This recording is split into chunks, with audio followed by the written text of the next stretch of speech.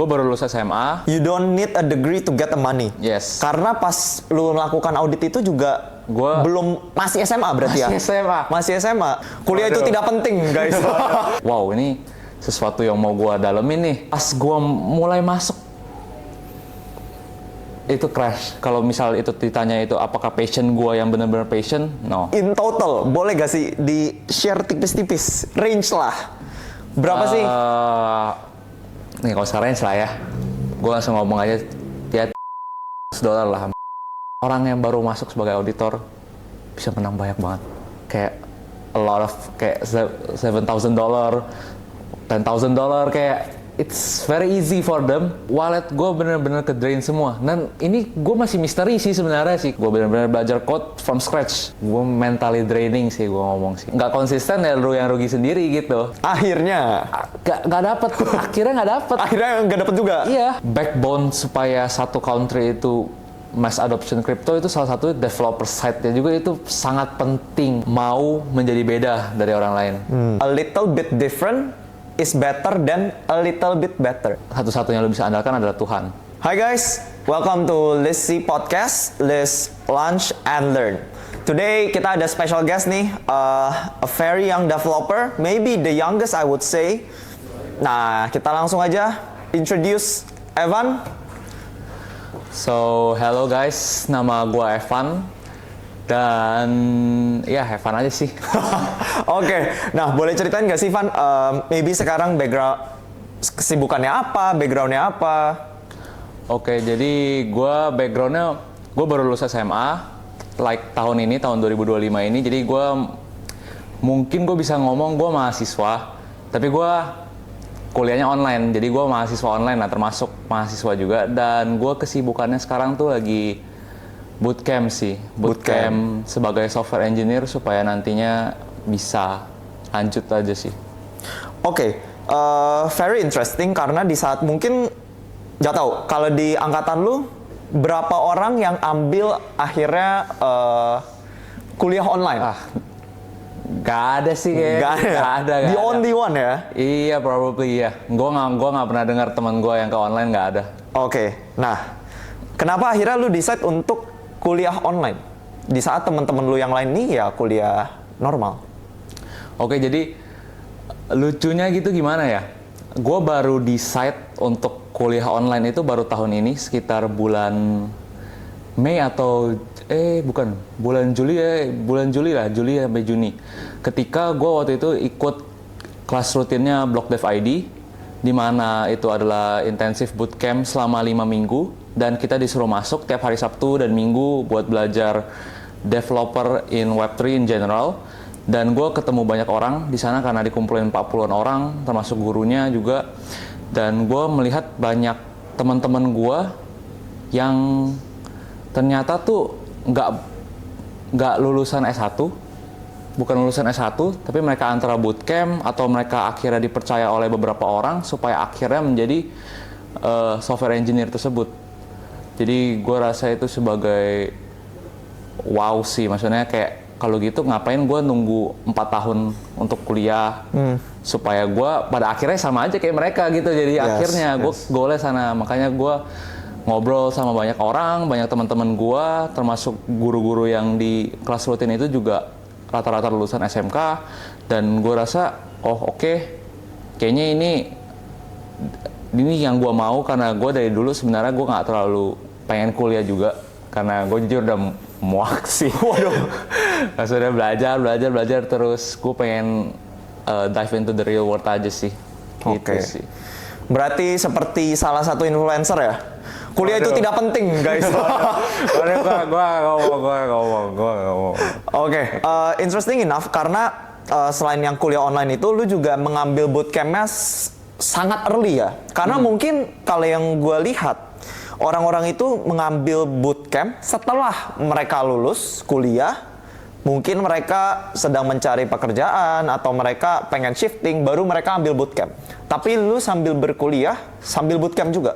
Kenapa lu decide, kenapa mau ambil bootcampnya duluan nih, langsung?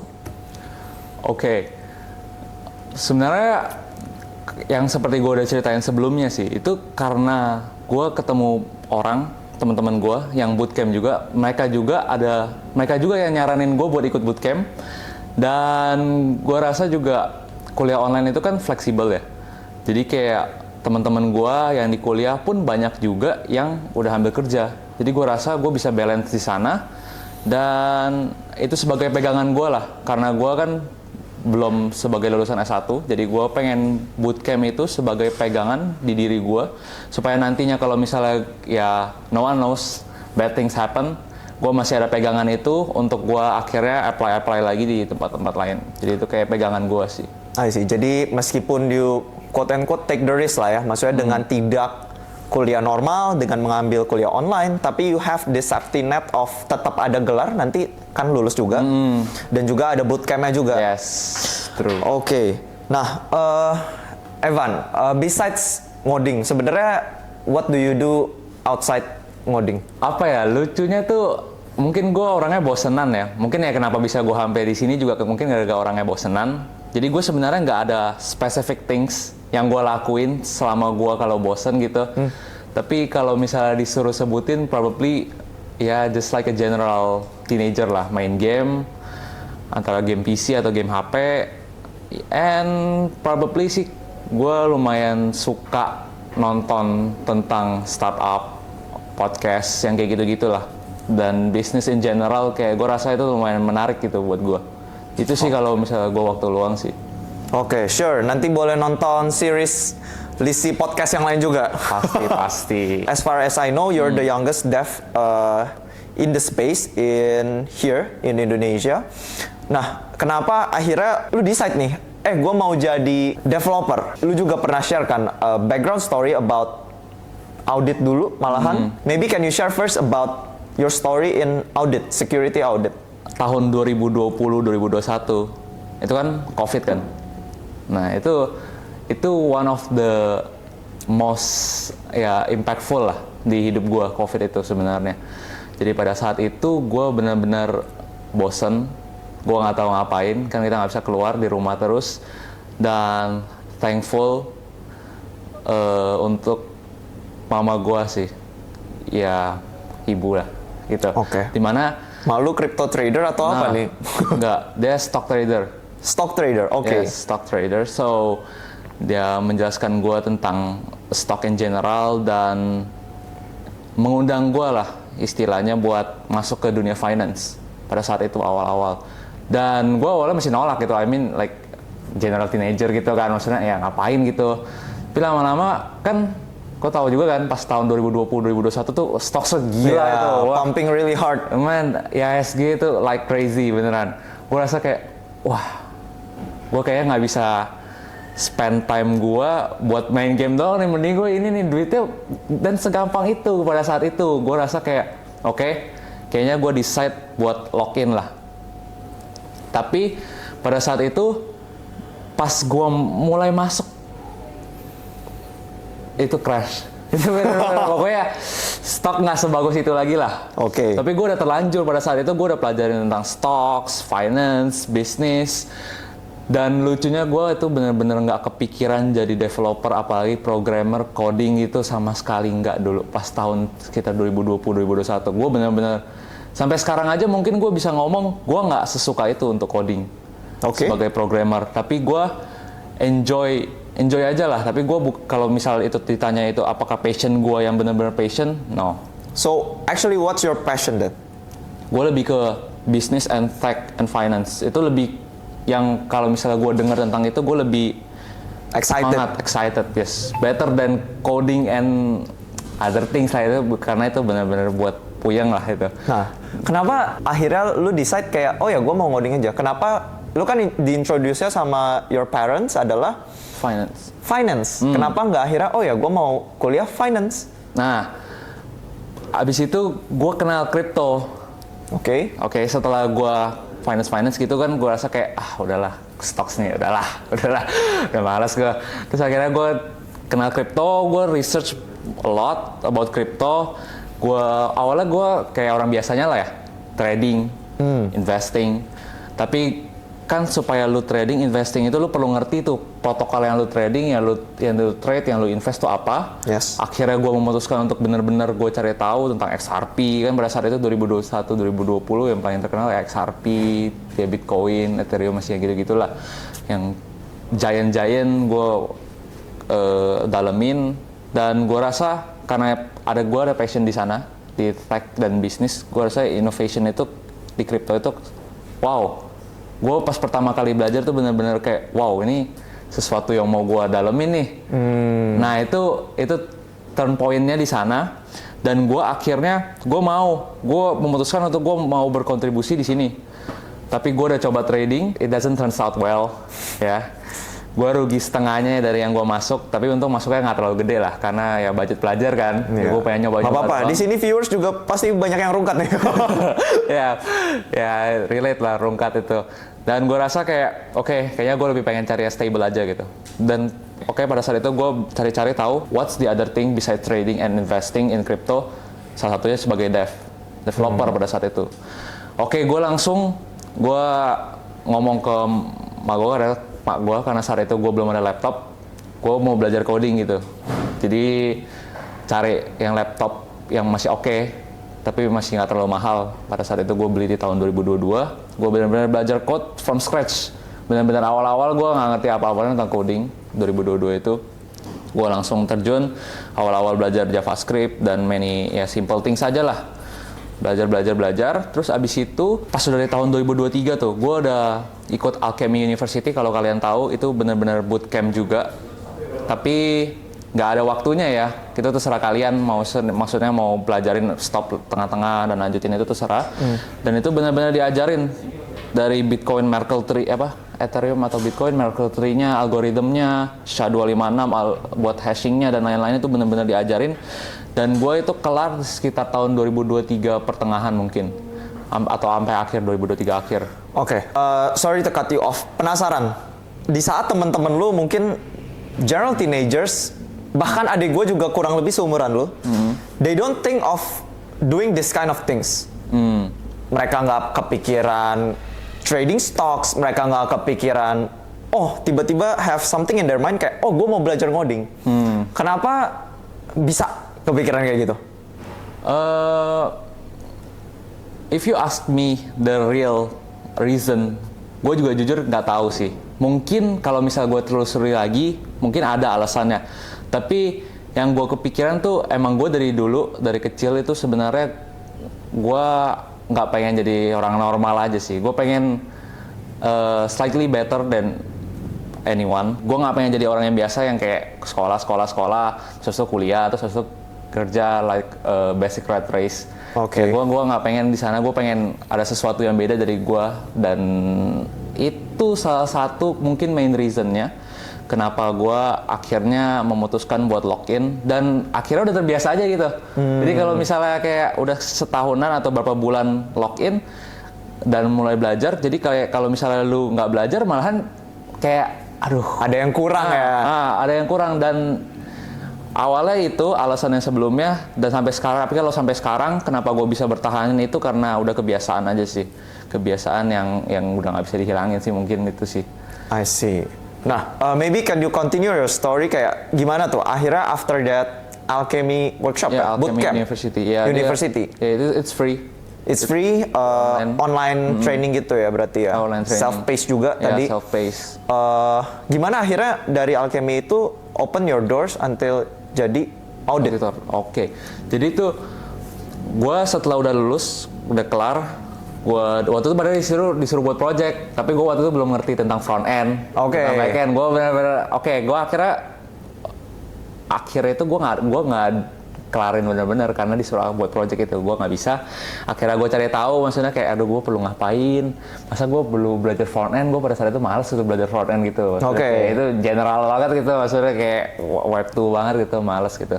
Akhirnya gue cari tahu tentang, tanya-tanya orang di Telegram atau di community, maksudnya mereka pada ngapain gitu-gitu, kenapa akhirnya bisa di hire sebagai developer. Dan ada salah satu yang sharing bahwa mereka ikut, kau tahu Cypher Updraft? Nggak tahu, siapa tuh? Nah, mungkin boleh Cypher di-share. Updraft Itu bukan siapa, itu website yang isinya itu tentang video pembelajaran tentang, kalau kalian tahu Patrick Collins itu salah satu pengajar global lah. Oke. Web3 in general di DevSite, tapi dia buat satu website namanya Siphon Updraft, itu lengkap semua isinya. Lu mau jadi developer dari scratch bener-bener nggak tahu apa-apa ada, tentang Foundry ada, dan yang paling penting itu security auditor itu sebenarnya ada. Itu free dan lengkap banget semuanya. Kalian benar-benar dari, ya kalau security auditor ini sih harus ada general codingnya dulu sebelumnya, dan itu kalian benar-benar diajarin tentang solidity dan lain-lain sampai akhirnya bug-bugnya apa aja yang muncul, dan yang paling sering muncul tuh apa, dan cara kalian dapetin duit sebagai auditor tuh gimana. Nah itu di sana gue belajar selama 3 bulan atau 4 bulan. Jadi gue mulai 2024 awal. Oke. Kalau boleh tahu berarti websitenya itu actually you can take some streams gitu, kayak penjurusan lah. Yes. Dan lu choose-nya yang si security audits. Auditor.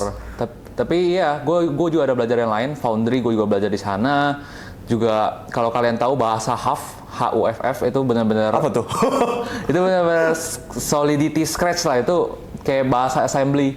Oh, oke. Itu gue udah belajar juga dikit-dikit di sana pada saat itu gitu. Dan gue habis itu langsung decide setelah gue lulus, lah gue langsung jadi auditor gitu.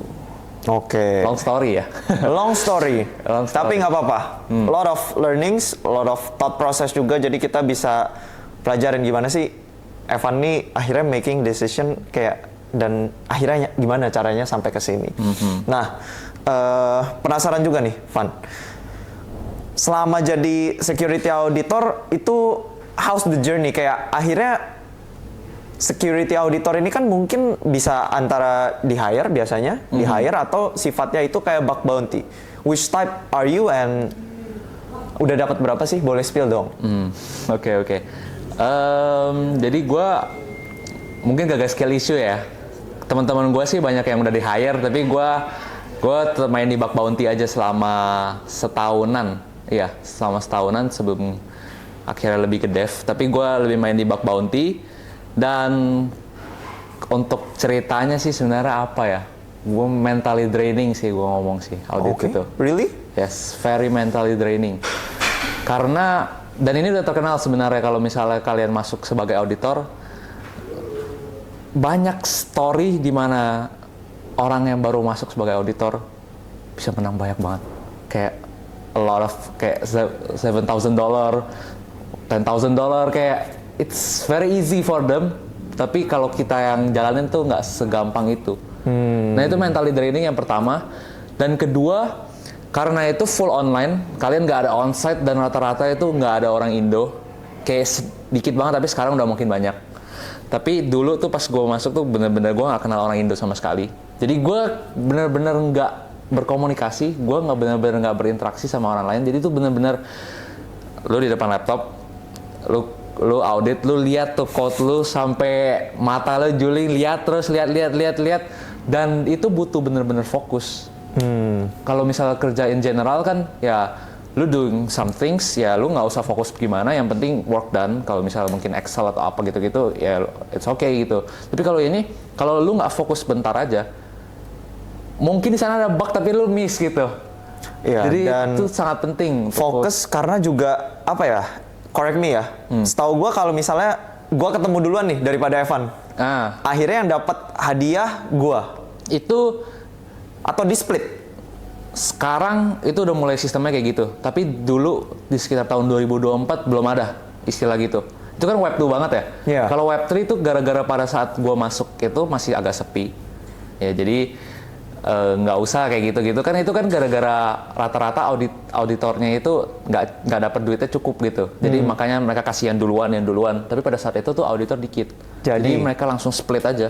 Oh. Jadi misalnya gua sama lu dapat bug yang sama nih. Bug yang sama langsung di split bagi 2. Oh. Gitu. Jadi sangat fair lah dulu, enak banget dulu. I see. Sekarang sih udah makin banyak orang yang masuk. Jadi sistem itu udah mulai diterapin di Web3 juga. Yang duluan. Ya, yang duluan. Okay. Tapi masih ada beberapa website juga yang enggak sih. Beberapa platform juga yang masih pertahanin kayak dulu. Tapi minusnya itu aja. Duitnya kecil. Duitnya kecil.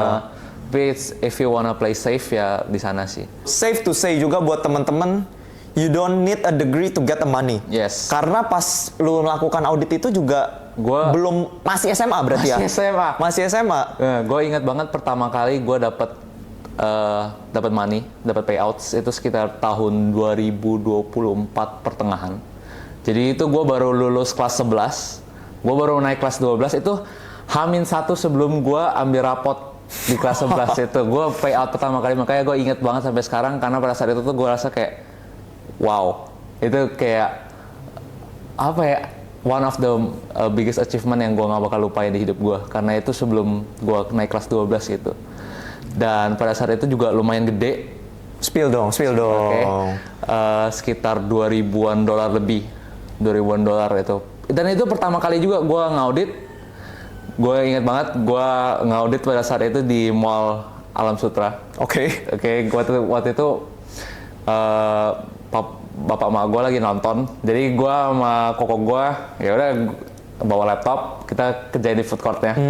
Kita nyantai aja gitu. Dan pada saat itu gue ingat banget gue ketemu Bak itu. Oke. Dan itu I would say lucky and blessed sih. Ya thanks to God sih. Nah pada saat itu gue lumayan dapat $2,000 dan mungkin pada saat itu untuk anak umur segitu it's a big money. Of course, it's still a big money even for me. $2,000 itu lumayan banget. Iya sih, ya benar-benar sih. Iya, itu sih. Dan abis itu gue masih lanjutin terus sampai ya tahun 2025 ini. I see. Nah kalau boleh tahu in total, boleh gak sih di share tipis-tipis, range lah. Berapa sih? Nih kalau sekarang range lah ya. Gue langsung ngomong aja. Ya $3,800 lah sampai 4.000 lah. 3.000 sampai 3.800 sampai 4.000-an ya. Itu in span of berapa years tuh? 1 year. 1 year. 4.000 itu kurang lebih 60 sekian juta. Ya. Setara UMR lah ya sebenarnya. Iya. Ya kan? UMR ya. Nah, jadi di saat mungkin ada orang-orang yang udah lulus S1 susah cari kerja ke job fair, mungkin banyak job fair itu rebut-rebutan ya buat dapat pekerjaan. Di sini sudah ada seorang anak yang masih masih SMA dan sudah mendapatkan gaji setara UMR dan itu tidak masuk kantor tiap hari, bisa sambil sekolah. Tapi itu makanya minusnya mentally draining aja. Jadi gue benar-benar pulang sekolah kan jam 2 tuh, gue jam 3 langsung mulai sampai malam. And on repeat every day. Every day must be consistent karena ada range waktunya Bak itu. Jadi kayak sekitar 2 minggu 2.000 lines of code, rata-rata 1.000 lines of code itu seminggu dikasih range waktunya. Jadi kalau misalnya ya lu yang nggak konsisten ya lu yang rugi sendiri gitu. Lu nggak ke cover bugnya gitu sih. You've got a good money di security audit. Kenapa akhirnya you decided untuk gue mau nih pindah jadi dev? Gue bagi jadi 2 alasan sih. Yang pertama, yang kayak gue ngomong awal, skill issue probably. Karena yang tadi payout hampir $4.000 itu pun juga gue dapetin tuh di pertama kali gue audit. Yang 2.000? Ya itu bulan pertama gue. Dan gue dapet 2 itu sekitar $1.000 lebih itu di bulan ke-6. Oke. Jadi itu range-nya dari bulan ke-1 ke bulan ke-6 itu very many ups and downs. Gue merasa bahwa gue nggak sehebat itu. Gue merasa bahwa teman-teman gue banyak yang lebih hebat. Apalagi di X banyak banget yang pamer gitu. Kayak, gue hanya menghabiskan waktu sekitar 3 jam, 2 jam, dan gue bisa dapetin $3.000. Itu banyak banget. Banyak ya? Banyak banget. Kayak it kills you slowly lah, beneran. It kills you slowly. Dan gue akhirnya udah benar-benar belajar, stres, akhirnya cari solusi, belajar lagi, in repeat terus. Dan gue rasa makin lama makin jenuh sih. Jenuh ya? Jenuh, dan gue rasa skill issue juga. Mungkin gue nggak sehebat itu sampai bisa akhirnya ke-hire sama orang. Dan mungkin waktunya juga gue nggak cukup. Waktunya pada saat itu gue masih sekolah, gue rasa gue nggak bisa compete with others, teman-teman gue yang full time bener-bener ya. Bener-bener full time mereka. Nah pada saat itu gue juga rasa kayak oke lah, gue nggak bisa nih gue masih muda, masa gue spend time gue di depan laptop terus. I mean, you probably make a good money, great money, tapi gue rasa money itu kan bisa dicari ya, banyak aliran yang lu bisa lakuin, gak harus di sana, yang bisa taught you more. I mean, in life, business, and finance, lu konsultasi sama, lu interaksi sama orang, lu akhirnya ngobrol sama orang, pasti lu learn a lot of things. Itu pertama, gue kesana, skill issue, dan ya environment-nya. Yang kedua itu, gue rasa kalau lu mentok jadi auditor hebat pun, mentoknya orang rata-rata pada buat audit firm. Jadi mereka tuh buat perusahaan audit, di mana mereka hire auditor, akhirnya mereka dikontak sama perusahaan-perusahaan yang gede, Uniswap and many other big DEX gitu, big protocol buat ngaudit smart contract mereka, dan biasanya sampai situ aja. Jadi itu gue rasa kayak karena gue passionnya lebih ke bisnis, finance, gue rasa kayaknya nggak nyampe gitu di passion gue akhirnya kalau misalnya gue terusin terus. Sedangkan beda kalau developer kan banyak tuh yang akhirnya jadi founder, co-founder, akhirnya pindah switching jadi ya ke bisnisnya, ke bisnis side.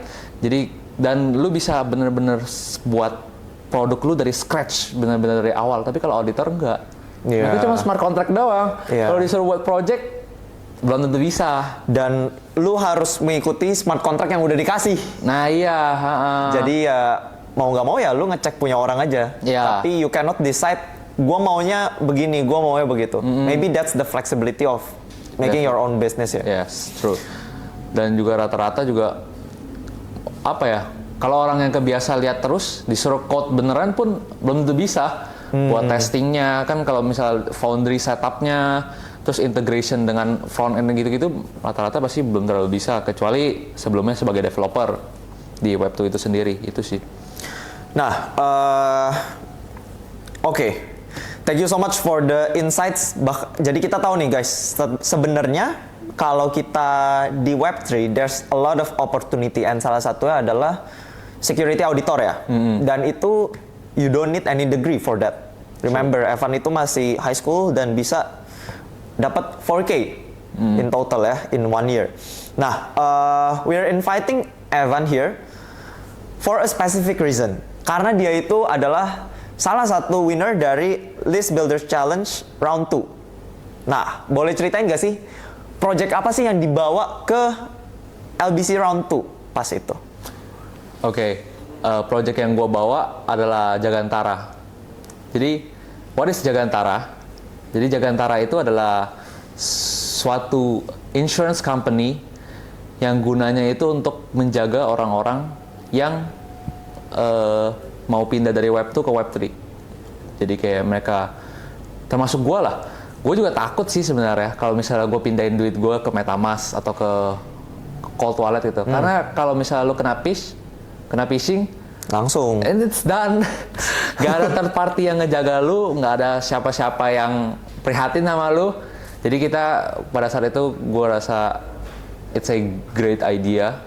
Walaupun susah diimplementasi kan, karena it's a insurance company, highly regulated and need a lot of money. Tapi pada saat itu kita rasa kayak, okay, it's for hackathon, it's for buildathon, dan kita coba aja dulu.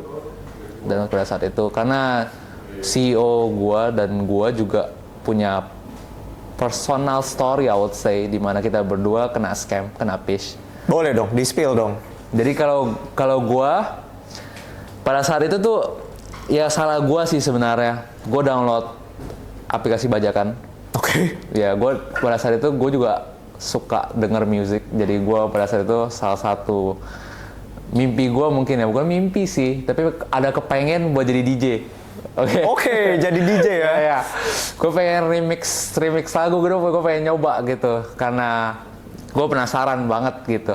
Akhirnya gue download, gue cari-cari gitu aplikasinya apa, tapi pada saat itu rata-rata bayar dan it's quite pricey. Kan gue cuma pengen ngiseng-ngiseng doang ya. Terus gue juga dengar-dengar orang, mereka pada rata-rata juga nggak ada yang beli real, mereka belinya bajakan aja gitu. Oke. So gue cari-cari di YouTube, dan bang. Bang. Bang, seminggu kemudian gue dapat email ada suspicious activity di email lo. Tapi pada saat itu gue masih belum sadar karena aplikasinya benar-benar bisa dijalanin. Nothing wrong with it. Tapi ya akhirnya ketahuan juga karena aplikasi itu. Itu akibatnya walletnya ke drain atau lebih ke akses dari email lu? Wallet gue bener-bener ke drain semua. Dan ini gue masih misteri sih sebenarnya sih. Kenapa dia, gimana ya, kan sebenarnya MetaMask itu kan harus ada passwordnya dulu kan supaya masuk kan. Betul. Nah gue nggak tahu kenapa dia bisa bypass itu. Dan akhirnya NFT gue salah satu dulu beli NFT pas masih tahun 2022. Untungnya sekarang sebenarnya tahun 2024-2025 ini udah jatuh sih harga. Jadi gue nggak terlalu sayang. Nggak terlalu sayang ya. Nah. Kalau naik pasti, waduh. Iya, waduh, itu kehilangan banget. Tapi pada saat itu udah jatuh, gue rasa ya udahlah. Dan itu seminggu setelah gue download, makanya gue nggak tahu apa yang dia lakuin buat bypass itu. Gue juga ada kepikiran apa jangan-jangan di galeri, pada saat itu kan PC gue yang nggak hack kan. Apa di galeri PC gue ada gue simpen private key-nya atau gimana. Tapi itu udah 2 tahun, 3 tahun lalu, jadi gue benar-benar nggak ada bayangan. Tapi sampai sekarang menjadi misteri sih. Sampai sekarang masih menjadi misteri ya. Padahal pun aplikasinya aplikasi remix DJ. Nggak nyambung sama kripto-kriptoan, akhirnya kena juga. Nah, berarti hati-hati ya buat teman-teman kalau mau download aplikasi bajakan. Think berkali-kali sampai you are confident untuk download, tapi ya belilah yang asli. Iya. Sekarang gue ada trauma sih. Don't be the next Evan. Itu sih jadi alasan kita akhirnya buat Jagantara, dan puji Tuhan bisa menang LBC round 2. Oke. Nah, Jagantara kan selain sama CEO-nya juga setahu gua kan bertiga ya? Yes. Nah, boleh di-share gak sih kenapa sih, bukan kenapa lah, kok bisa ketemu sama mereka? Apalagi lu masih SMA dan setahu gua mereka sudah kuliah. Yes, sudah mahasiswa akhir mereka berdua. Jadi seperti yang gue udah ngomong awal-awal, gue ikut kelas rutinnya punya Blockdev ID. Jadi pada saat itu benar-benar di-push buat akhirnya setelah lulus itu kan 5 mingguan ya. Oke. Buat ikut hackathon. Whatever, tapi waktu itu fokusnya di list ini sendiri. Jadi itu benar-benar kalian waktu itu kan sekitar 40-an orang ya. Jadi disuruh buat 10 kelompok atau ya bisa boleh lebih lah, karena kita kan ada yang bertiga, ada yang berdua, ada yang berempat. Itu benar-benar harus submit ke list. Harus. Oke. Jadi pada saat itu benar-benar minggu keempat disuruh cari tim. 40-an orang itu terserah kalian mau cari siapa aja, kalian ngobrol, bonding menurut kalian pas sesuai role masing-masing. Misalnya satu sebagai front end, satu sebagai bisnis, satu sebagai apa, benar-benar kalian cari terserah. Dan dikasih deadline seminggu itu buat akhirnya submit di list.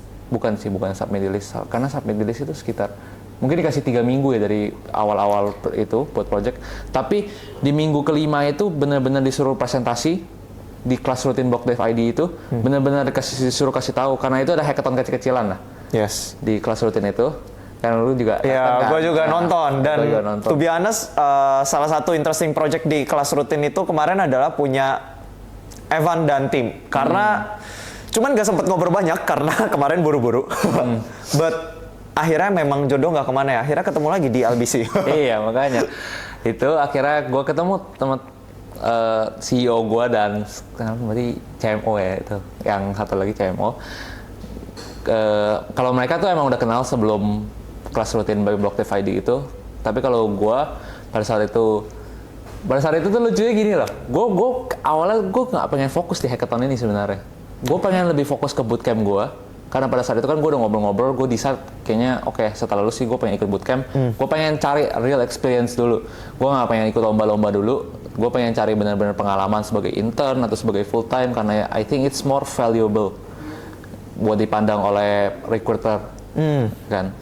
Jadi pada saat itu gue ngomong, gue pengen nyari orang yang udah punya ide dan butuh orang smart contract. Jadi gue tinggal ikut aja lah, mereka mau apa, mereka suruh apa, ya gue kerjain. Ikut aja lah pokoknya lah ya. Gue nggak pengen mikir lagi dari awal, susah-susah ini itu.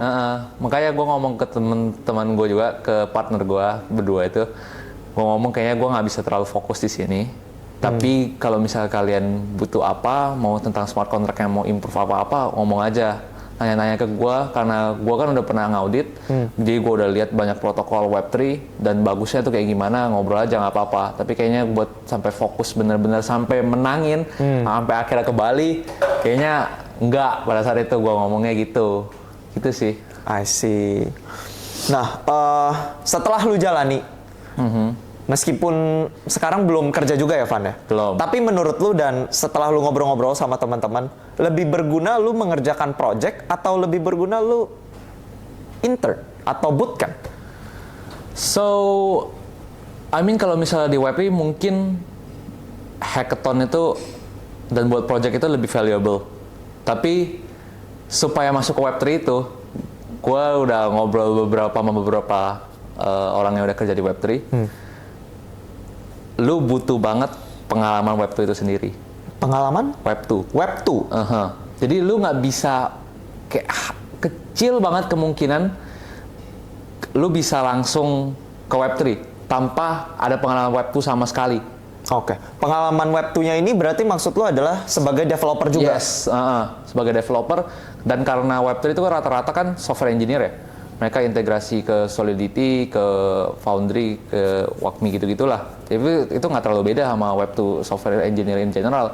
Jadi mereka rata-rata tuh banyak yang kalau misalnya mereka udah ada pengalaman di sini, ya mereka nggak sesusah itu buat ke Web3. Dan perusahaan-perusahaan Web3 itu nyarinya yang orang yang kayak gitu. Dibanding orang yang benar-benar nggak ada pengalaman Web2, langsung masuk ke Web3, nggak, rata-rata nggak.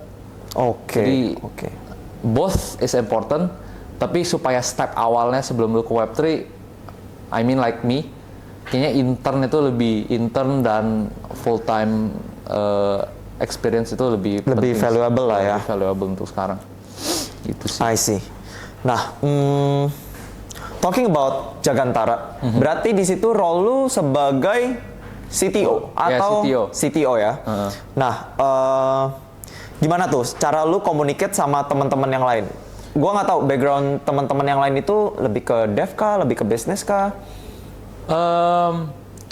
Gue jadi gini, lucunya walaupun gue CTO, tapi gue nggak ngerti front end pada saat gue kerjain. Bener-bener nggak ngerti front end. Gue cuma tahu-tahu React aja, React JS. Dan pada saat itu gue walaupun gue CTO, tapi gue nggak sengerti itu. Jadi akhirnya gue lebih ke smart contract-nya. Dan CEO gue justru yang kerjain front end. Dan satu lagi CMO. Nah, selama kalian nih as a team Jagantara, what's the hardest part of building Jagantara itself? Gue itu udah testing di Foundry gue sendiri di lokal, and it works very fine. Works very fine. Tapi pas diintegrasiin tuh anehnya nggak jalan. Bener-bener nggak jalan. Kita waktu itu gue inget gue sama CEO gue, kita mulai jam 10-an tuh kerjain kan. Nah, gue pikir kayak paling sejam doang, 30 menit doang kelar sih. Soalnya di testing tuh nggak ada masalah apa-apa. Tapi taunya hampir jam 1, jam 2 kita. Dan nggak dapet, bugnya nggak dapet. Akhirnya nggak dapet. Akhirnya nggak dapet juga. Iya, itu H-1 sebelum presentasi yang di kelas rutin by Blocktif ID itu. Itu H-1 kita udah bener-bener kayak, udahlah, fake it aja lah. Yang penting maksudnya everything sebenarnya works. Cuma stakingnya doang itu. Dan gue rasa kayak, ya gue udah dengar beberapa orang kalau misalnya udah peak moment sebelum lu akhirnya presentasi, lu nggak perlu fokus di technical lagi lah. Lebih mending fokus di how you talk about your project, how you pitch, and many other things lah. Jadi kita rasa kayak, oke, udahlah kita istirahat aja lah, tidur aja ya. Kita penting fokus besok, kita fokus di presentasinya aja gitu. I see. That's the hardest part sih. Ya, karena bisa dibilang ya saat kita pitching juga, mereka kan nggak mungkin oprek-oprek website kita, nggak mungkin oprek-oprek smart contract-nya sampai in details. As long as you're convincing at the pitch, ya PR-PR itu ya di belakang lah. Mungkin mereka habis itu melakukan due diligence or doing other stuffs, baru mereka ngecek. Nah itu berarti PR-nya diselesaikannya nanti. Yes, true. Tapi akhirnya selesai gak PR-nya? Akhirnya gue langsung ngomong setelah kita lulus yang kelas rutin by Blocktif ID itu, akhirnya kan kita mau lanjut list nih. Nggak mungkin dilanjutin begini terus. Nggak mungkin. Jadi akhirnya gue throwback ke audit gue dulu pada masa itu tuh orang-orang staking tuh gimana. Project-project itu tuh buat staking mechanism-nya tuh mereka gimana. Akhirnya gue cari tahu, ketemu salah satu namanya Synthetix. Synthetix itu nama protokol, Yes. tapi dia yang buat satu staking algorithm di mana user itu nggak perlu tahanin duitnya. Jadi mereka tuh dapat payouts-nya itu per second. Payout sih per second. Jadi Oke. itu yang gue implementasiin dan ada dokumentasinya secara resmi gitu di Rare Skills. Jadi it's very easy to implement in your project. Jadi gue akhirnya memutuskan buat oke, this is a production ready algorithm. Gue akhirnya langsung integrasiin dan lancar semua, nggak ada masalah apa-apa. Pas integrate bareng your CEO di front end juga Yes, lancar. lancar Wah. semuanya. Itu sih, itu sekitar seminggu sebelum list kayaknya, seminggu atau 2 minggu sebelum akhirnya deadline list itu. Deadline list LBC 2 ya. Ya, berarti. LBC round 2. Oke. Nah, sebagai salah satu finalis yang sempat ke Bali juga dan yang menang juga. How do you feel about the experience ikutin List Builder Retreat? Kayak List sudah bantu apa aja sih along the project gitu kan? Wah, banyak banget sih. I mean, walaupun bukan secara teknikal ya, karena teknikal itu kan udah jadi sebelum kita akhirnya benar-benar pitching di sana.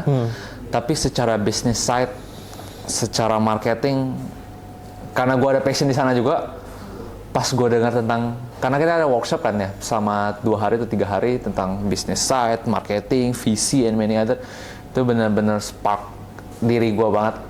Karena gue dari lama banget di technical, lama-lama enak juga gitu. Pas kesana tuh benar-benar wow sih. Gue belajar tentang POV dari VC itu sendiri, kenapa mereka mau chip in ke project, apa yang harus diperhatikan dari POV business side rather than technical doang, dan gue juga ketemu beberapa orang hebat juga. Akhirnya kita ngobrol di list itu sendiri, termasuk mentor-mentor dari list itu sendiri. Yes. Yang akhirnya kita konsul juga, karena mereka rata-rata udah punya pengalaman juga kan di bisnis, jadi kayak what's the best for us gitu. Kita sering konsul dan juga ketemu beberapa orang yang udah kerja di Web3 yang benar-benar waktu itu tuh ada satu namanya Fireblocks. Fireblocks itu katanya perusahaan yang ngehandle wallet di exchange. Rata-rata exchange di dunia ada salah satu staff dari Fireblocks itu reach out ke kita di list itu. Dia kayak nanyain tentang project kita karena dia kan Fireblocks itu perusahaan yang megang wallet dari rata-rata exchange. Jadi mereka butuh insurance. Jadi mereka waktu itu kayak reach out ke kita, mereka nanya-nanyain tentang kita. Maksudnya cara kita implementasinya itu gimana, cara kerjanya gimana, buat harganya itu gimana, dan itu one of the valuable experience sih rasanya, kayak bener-bener it's a real world. Ya. Real world di mana it's a big company reach out ke kita dan kayak nanya-nanya tentang kita, kayak vibe-nya kayak startup banget gitu, kayak it's what I want gitu. Di dalam hati gue itu kayak wah ini sih, I mean this is the right path lah. Oke, apalagi ketemu emang orang-orang yang memang di situ ya. Karena kalau kita ikut cuman hackathon, mungkin yang nanya-nanya juga bukan orang yang itu gitu. Maksudnya pasti jurinya berpengalaman, tapi mungkin bukan quote and quote user. Yes. Kalau tadi mungkin si Fireblocks ini kan positioningnya adalah, gue mau pakai insurance lu nih si Jagantara. True. Oke, nah lu sendiri ada hopes gak untuk list, especially di Southeast Asia? Hope sih mungkin gue bisa ngomong apa ya, Indonesia ini kan one of the country that have the most crypto adoption ya. Walaupun in trading and investing gitu. Kalau misalnya list, kalau mereka bisa ngubah trader-trader itu buat lebih ke dev side-nya, I think it would be very good, very bagus banget, karena I mean bukan menjelekkan trader atau investor juga, tapi backbone supaya satu country itu mass adoption crypto itu salah satu developer side-nya juga itu sangat penting. I would say the same importance lah with trader and investor. Yeah. Karena dengan lu ada big company yang based on Indonesia, itu sih udah bisa menarik mata banyak investor dari luar dan orang-orang yang di Indonesia pun itu bisa benar-benar, I think kayak mereka kan rata-rata kalau orang lulusan IT kan pada ke ya antara software engineer, data analyst gitu-gitu. Yeah. Jadi mereka rasa bisa ke Web3 side-nya itu, dan dengan ada big company itu mereka rasa kayak it's the right thing dan udah aman gitu untuk mereka. Itu sih kalau Liz bisa bantu di sana. I see. Very agree. Dimana dev ini as important as crypto traders itself. True. Sebenarnya kayak suatu negara itu kalau I would say gak baik juga terlalu banyak crypto traders tapi nggak ada dev, atau devnya tanpa crypto traders. Karena ibaratnya ada yang buat gak ada yang pakai, ada yang pakai tapi nggak ada yang buat. It's the same thing gitu. Nah, dan gue juga lihat ini di negara-negara tetangga. Kebetulan pas itu gue sempet dapat experience untuk hackathon di luar, dan itu banyak banget dev ya. Sampai dia bilang, iya kita harus tolak-tolakin orang yang daftar karena udah gak muat nih venue-nya, mau gak mau. Nah, meanwhile kita di sini setiap kita ikut event, dev itu sangat kekurangan, I would say di Indo ya. Dev itu sangat kekurangan. Kalau event pasti ketemunya traders atau community. It's not something bad, tapi I think mungkin buat teman-teman yang masih berkuliah atau masih mikir ya, gue kedepannya mau apa, bisa consider untuk jadi dev ya. Yes, especially in Web3 sih. Especially in Web3. Nah, Van, sebelum kita wrap up nih, mungkin di sini ada viewers kita yang juga masih SMA atau mungkin masih baru berkuliah, masih mencari jati diri lah. What's your turning point gitu? Kenapa akhirnya lu decide nih kayak gue bener-bener mau lock in? Okay, I think it's important to keep in mind that sebagai anak muda, apalagi yang baru kuliah atau SMA, penting untuk mau menjadi beda dari orang lain. Jangan ikutin arus aja dan ngikutin apa yang udah disediain, disuapin terus, jangan. I think itu dulu, itu mindset yang paling penting yang perlu ditanam kalau kalian pengen gue nggak ngomong diri gue sukses, tapi kalau misalnya kalian pengen jadi beda gitu, itu tanam dulu di diri kalian, dan pasti nantinya itu akan muncul opportunity yang nggak biasanya gitu. Itu sih sebenarnya turn point penting dulu untuk di diri sendiri, itu mulai ada rasa untuk berani jadi beda sih. Berani jadi beda ya. Gue juga pernah denger sih, actually the quotes of a little bit different is better than a little bit better. Yes, true. Ya kan?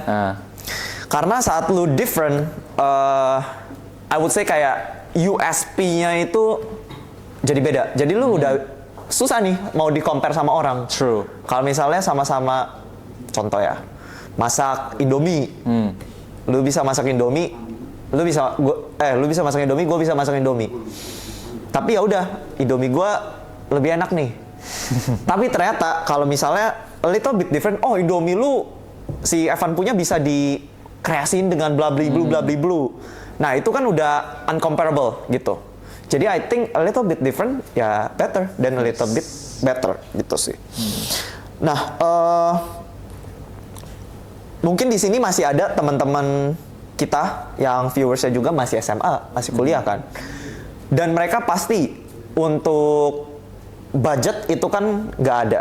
Yes. Ya kan, budget anak kuliah berapa sih budget anak SMA? Kecuali emang ortunya sultan ya. That's a different story. Yes. Tapi kalau mereka mau mulai untuk get into the Web3 space, how would you recommend them? Cypher Updraft itu website yang gua sebelumnya ngomong, buat kalian benar-benar belajar dari scratch dari dev site, itu yang paling gua rekomenin, karena itu apa ya? Disclaimer dulu, itu Inggris ya, jadi bukan bahasa Indonesia, tapi I think if you're good at English, itu lu login di sana beberapa bulan aja, 3-4 bulan pasti lu bakal rasain bedanya lah. Itu sih, karena itu free juga, dan kalau misalnya kalian terbatas secara bahasa, ada subtitle Indonesia juga, walaupun ya lebih susah dimengerti lah, tapi masih bisa dimengerti. Ya kalau kalian login di sana sih oke itu. Dengan budget apapun, budget pelajar Yang penting ada laptop, niat, dan Bisa bahasa waktu. Inggris. Ya, itu sih. Apa tadi website-nya? Cypherin Updraft. Cypherin Updraft. Nanti kita taruh lah di sini ya. Yes. Biar teman-teman nggak bingung juga spellingnya gimana deh Pak. Tuh. Nanti gua masukin Ya, oke. di sini. Aman. I would say Evan ini salah satu anak muda yang relatively sangat produktif compared to teman-temannya. Nah, kalau boleh tahu mindset apa sih selain yang tadi ya? Tadi kan lu sempet mention kayak gua mau menjadi berbeda. Tapi lu kan juga selain berbeda dan lu I would say konsisten lah. Oke. Nah, ada gak sih something yang you would share to them gitu? Make the habit sih. Mungkin gue ngomong karena I know consistency is hard. Termasuk gue pun konsistensi itu one of the biggest enemy lah di diri gue sendiri. Karena ya gue nggak bisa ngomong gue orang konsisten juga, tapi gue adalah orang yang berusaha untuk tetap konsisten. Dan salah satu cara buat sampai akhirnya konsisten itu habit. Tapi habit itu perlu ada satu alasan yang buat lu bukan termotivasi, I would say, yang menjadi alasan lu untuk tetap going and going. Jadi I would encourage you guys, the viewer, to seek your reason. Dan reason lu adalah? Reason gua itu lebih ke gua karena mungkin gimana ya? Gua dari SD itu sebenarnya nggak terlalu banyak temen itu. Gue juga nggak di respect itu maksudnya. Oke. Jadi gue pengen kedepannya tuh gue di respect sama orang lain. Gue pengen gue akhirnya bisa bukan di respect karena maksudnya orang kayak patuh sama gue secara general. Gue pengen gue itu diri gue adalah Mungkin lebih ke proving yourself lah. ya, proving yourself bahwa diri gue itu maksudnya valuable buat mereka. Gue bisa bantu mereka dan gue bisa di respect sama mereka. Dan I think one of the most easiest way is to become successful, and while you being rich also, I think easy for you to either share your knowledge to many others dan akhirnya mereka merasa terbantu, dan juga secara money in donation or many other things. Dan ya itu sih gue rasa one of the most easiest path you can choose to be respected by others. Itu sih alasan Understood. utama gue, mungkin respected by others. Oke. Nah, Van, meskipun masih muda, pasti dong lu dalam perjalanan hidup ini ada merasa lu melakukan suatu mistake nih. Misalnya kayak every mistake is kayak gak invest in Bitcoin early. Tapi mungkin kalau dari lu ada gak sih suatu mistake yang menurut lu jadi learnings yang bagus nih buat teman-teman? Mungkin gue nggak bakal secara material gitu ya, maksudnya kayak invest in Bitcoin early atau apa. Gue bisa ngomong mungkin lebih ke you should worry less and pray more. Oke, worry less and pray more, guys. Yes. Karena apa ya, apalagi dalam usia muda, you haven't matured yet. Basically, lu belum dewasa. Lu pasti akan dihantam dengan hal-hal yang dewasa di luar. Lu dihantam ke lu, dan nggak mungkin lu nggak worry. Oke, itu nggak mungkin lu nggak worry, dan gue udah rasain itu. Bener-bener pas gue di awal-awal tuh, gue worry-nya nggak main. Gue bener-bener takut, I would say. Gue takut banget buat lakuin kesalahan. Karena I want to be successful, tapi gue belum sedewasa itu untuk tahu bahwa semua itu butuh waktu. Jadi itu gue bener-bener, ya, if I could say to my past me, to my old me, to my younger me lah, I would say, worry less lah. Karena hidup ini bukan di tangan lu doang. Banyak tangan juga yang campur tangan ke hidup lu. Dan satu-satunya lu bisa andalkan adalah Tuhan. You should pray more to God. Pray supaya jalan lu akhirnya, walaupun gak mulus, tapi akhirnya lu bisa sesuai dengan apa yang lu dan Tuhan mau. Dan you should worry less lah. Karena minusnya tuh di sini sih sebenarnya kalau worry. lu sebelum lakuin aja lu udah capek duluan. Ya. And it's kills you slowly, bener-bener kills you slowly. Kayak harusnya lu buat project for example kayak lu mau buat project kayak sejam doang yang biasanya kayak itu nggak terlalu gimana-gimana. Tapi gara-gara lu udah worry sebelumnya, lu sejam aja udah kayak draining banget, kayak aduh udah capek banget itu sih. I'll say the most. Karena mungkin jadi oh ya takut ini, takut itu. Nanti kalau gue ini gimana, bla bla bla bla bla. Jadi kayak apa ya? Ya bener sih, draining.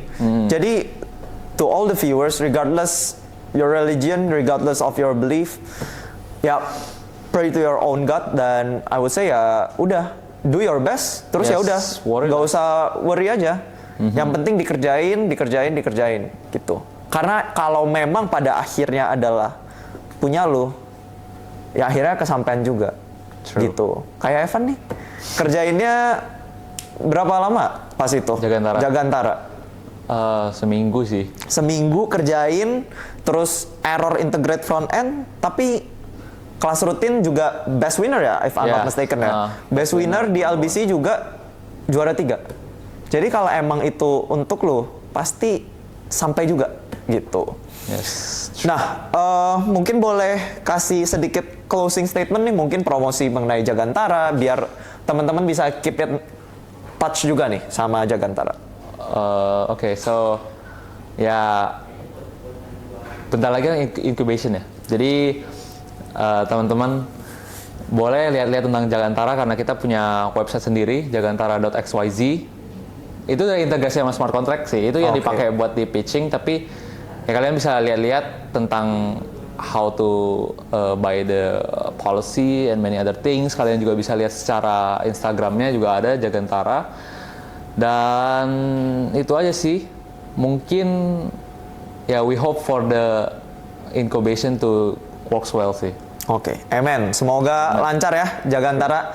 And thank you so much Evan for today, for the insights from I would say the youngest developer in the Web3 space in Indo. And hope you guys get so much insight too as me. And thank you so much for staying tuned with us. And bye bye. See you guys on the next podcast. Bye bye.